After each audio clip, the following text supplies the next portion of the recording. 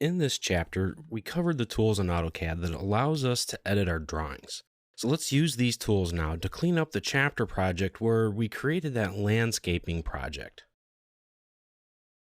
So let's go and open that up.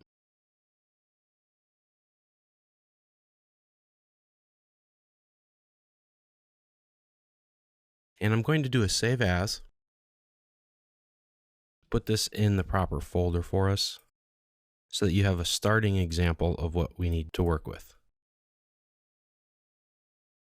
So first of all, what we're going to do is erase some of these points that we've inserted. We don't want them showing up as dots or crosshairs in this case in our drawing. So let's open up the properties palette to help us out. I'm going to dock it here on the left. That's going to help us out quite a bit. So I'm going to select everything here with my selection window.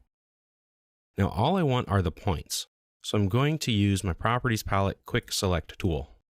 So I use my current selection and I want just the points.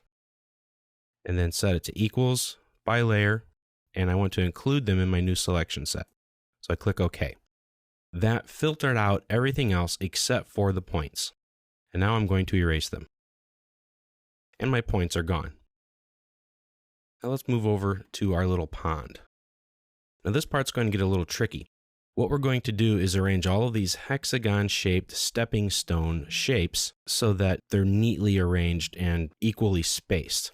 Now we have an ellipse here, and when we use an ellipse to create a pathway, AutoCAD often does weird things. It doesn't really know what to do with an ellipse when you use the array command, the path array. So let's say we offset this by 3 units. What we'll need to do is break it.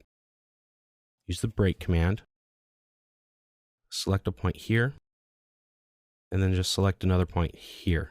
Just a little bit of a break.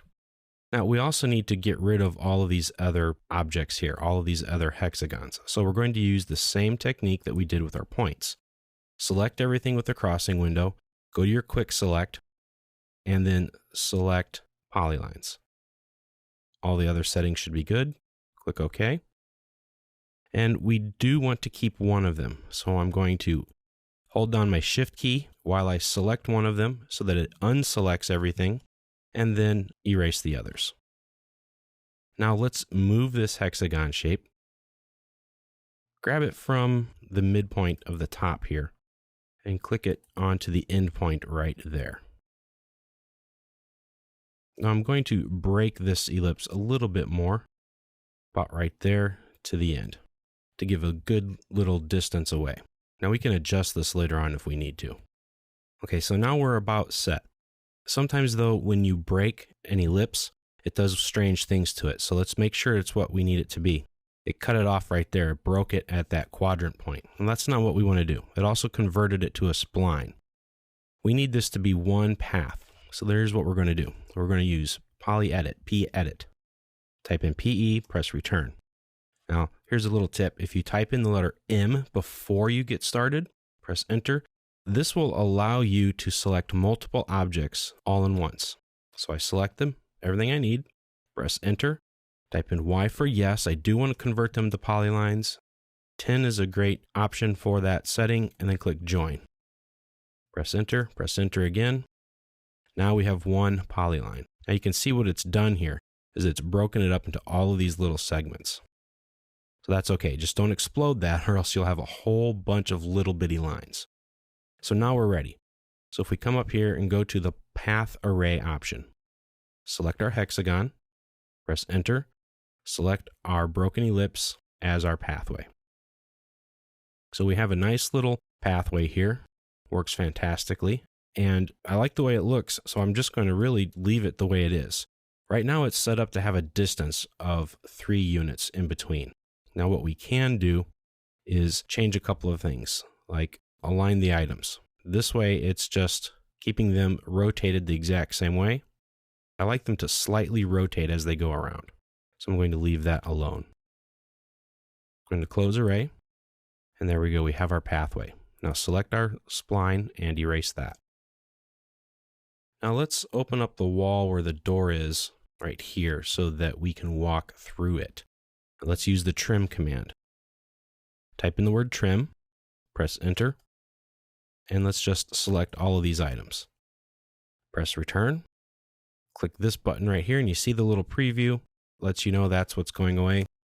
Now we had selected more than what we needed to here, but a lot of times it's okay to select more items like we did there just because it's so much quicker to do this and then trim, as opposed to coming up here, selecting one item and then another item.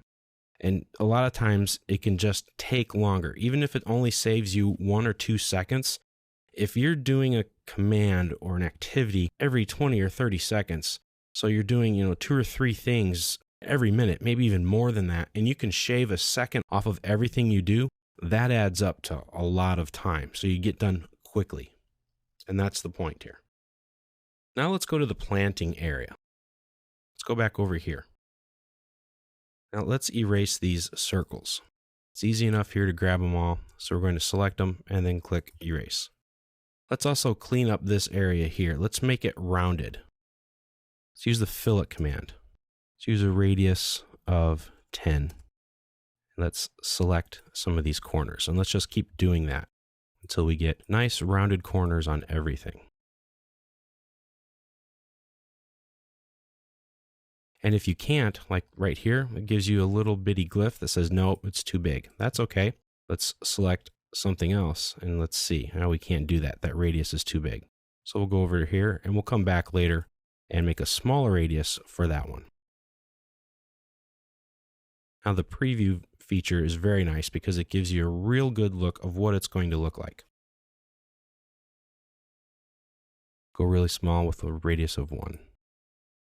There we go. Now one thing that we could do, if I undo this, is to just grip edit that. Stretch it back down this way. And now do a fillet radius of 10.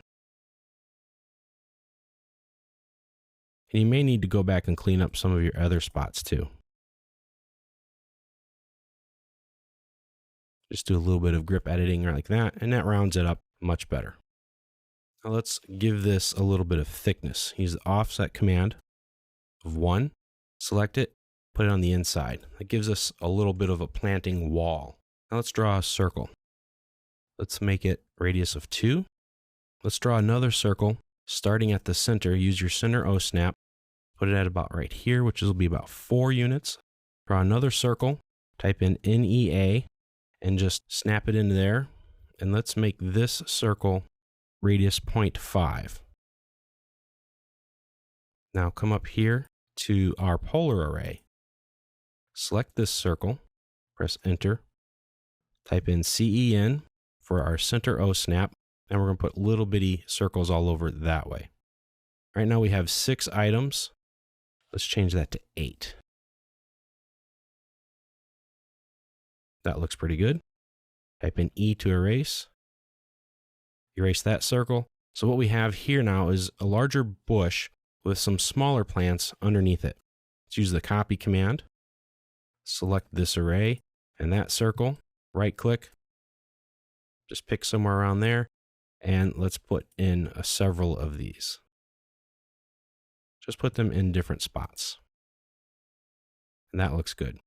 So we're going to have a few bushes with several plantings around it so that it looks more developed. So here we go. We have edited our drawing. We've trimmed up the doorway here to come into our building.